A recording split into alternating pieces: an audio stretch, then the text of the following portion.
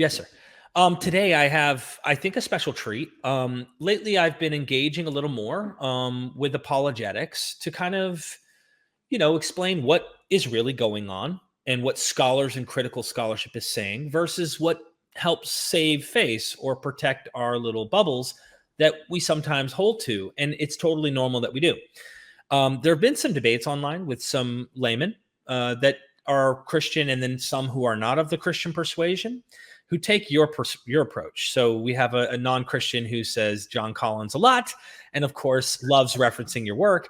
And then the Christian will reference probably works of, let's say, NT Wright, or other Christian apologists might say, well, it's conditional. So let's jump right into questions and then I'll allow our audience to kind of, if you're okay with it, join in with questions. If they want to super chat their questions, feel free to, and we'll pop them on the screen and have some fun.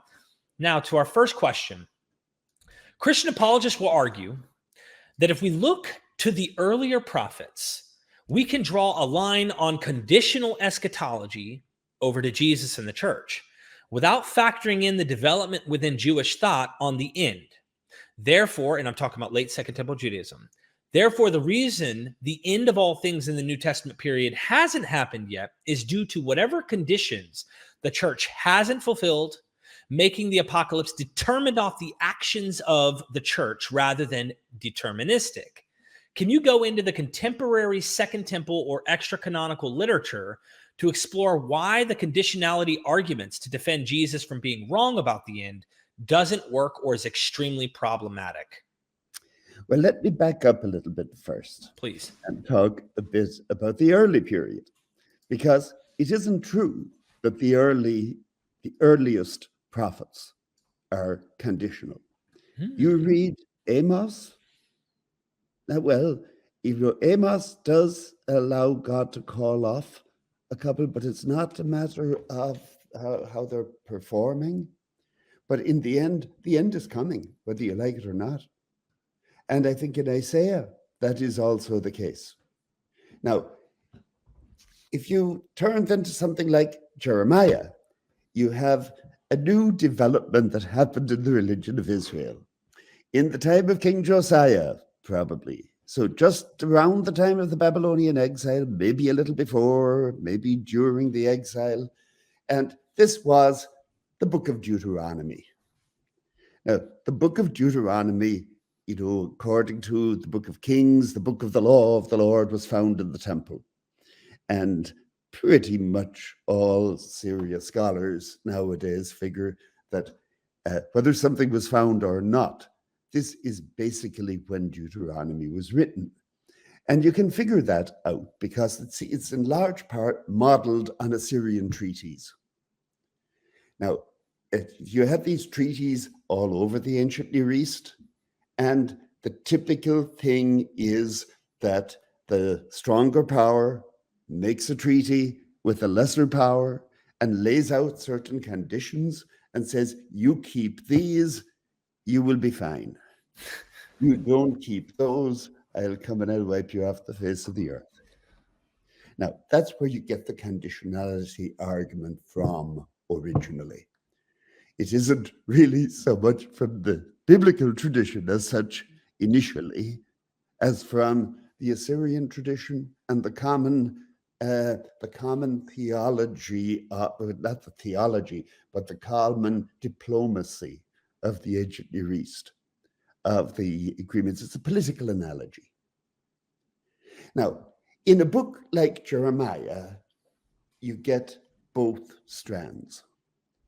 There's a great Norwegian scholar named Sigmund Mo Winkel, and about 100 years ago, he unraveled the book of Jeremiah. And so, there are some passages in it that you usually see written in your English Bible as poetry. Those probably go back to Jeremiah himself.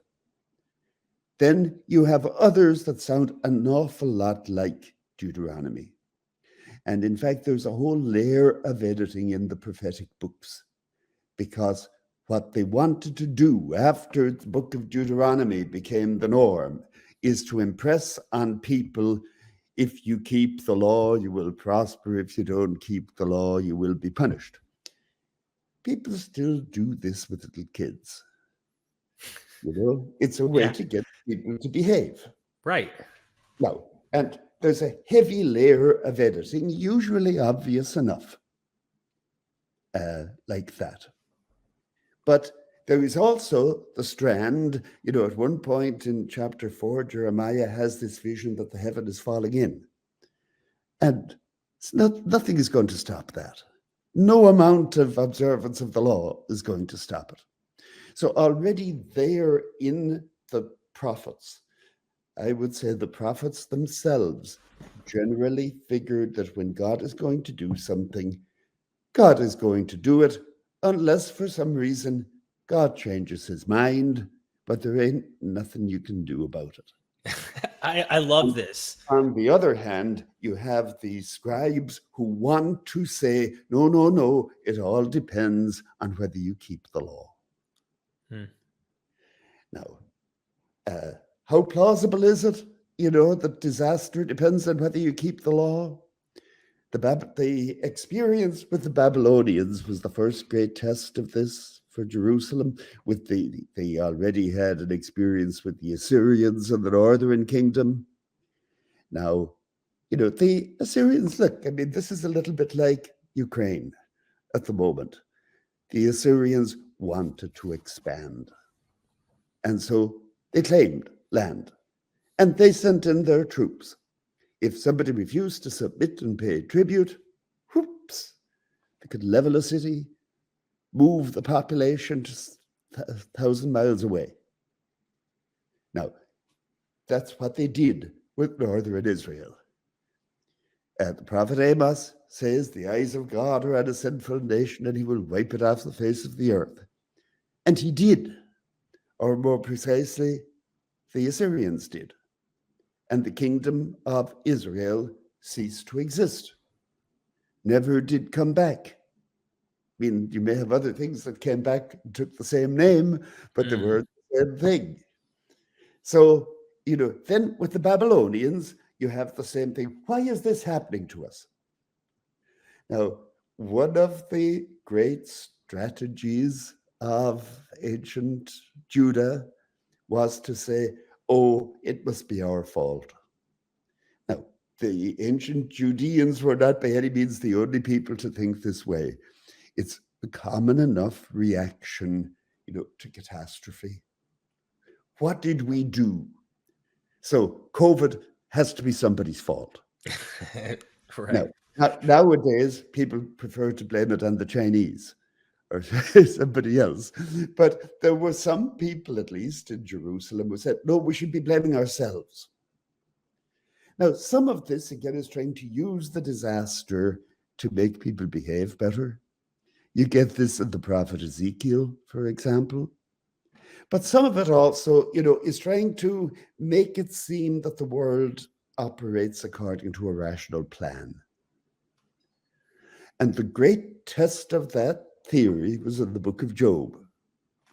The book of Job is the most profound discussion of that, of what causes suffering.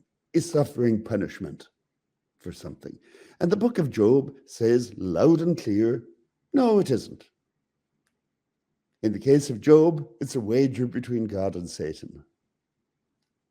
But Job himself, was faultless. But that didn't protect him. So that's what the book of Job said. But the majority of the Old Testament writings went with Deuteronomy and said, no, it all depends whether you keep the law or not. And if you didn't keep it, then you're doomed. Now, so that's answering one aspect of your question. Right. The other aspect is, prophecy is one thing. There are some people who try to say that there's no difference between apocalypticism and prophecy, but there is. There is a profound difference.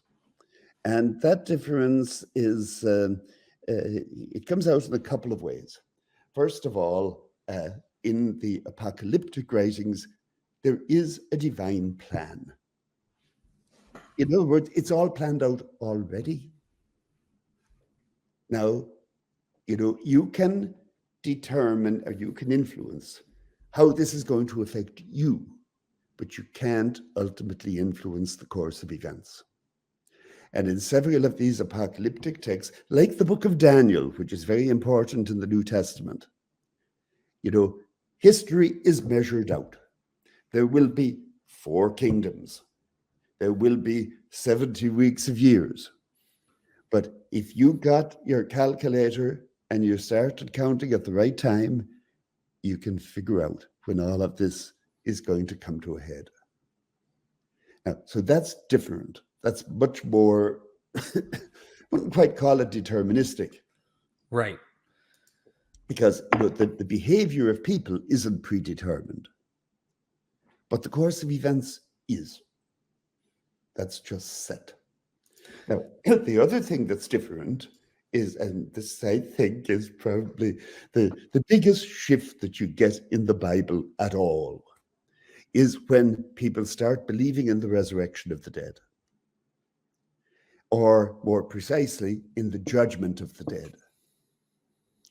If you had been born, say, in 500 BC, then when you died, you would go to Sheol, which was like a big damp basement of the world. No fun, nothing to look forward to, but not torture either. And that's where everybody went. It was, you might say, the dump. Now, you wait a couple of hundred years, beginning really in the 2nd century BC, you have people believing that, no, there will be a resurrection. The book of Daniel is the only book in the Bible that says this clearly, that there will be a resurrection of the dead at the end. And then some people will shine like the stars and other people will rise to shame and everlasting contempt. Now, that's a whole different ball game. So in both of those respects, assumptions had changed. Now, you can't ignore a change like that because Jesus wasn't living in the 5th century or the 8th century. Jesus was living at the time, when people were familiar with the book of Daniel. Some people were familiar with the books of Enoch. Some people were familiar with ideas that we now find in the Dead Sea Scrolls. But, what I would call the worldview has changed.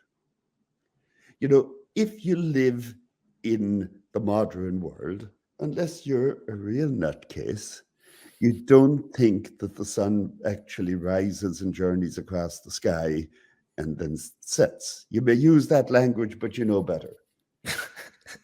But now, at a certain time, when the biblical books were written, that's what they thought. And so in the book of Joshua, you could talk about the sun standing still. Now, equally, you have a shift in the worldview in the Hellenistic period. And this shift, I think, wasn't only just in Judea, it was, changing assumptions about the way the world works. Now, Jesus could not just step out of his time, so to speak. You're part of the world in which you live. If you want to communicate with anybody in the world in which you live, you need to be in sync with the worldview.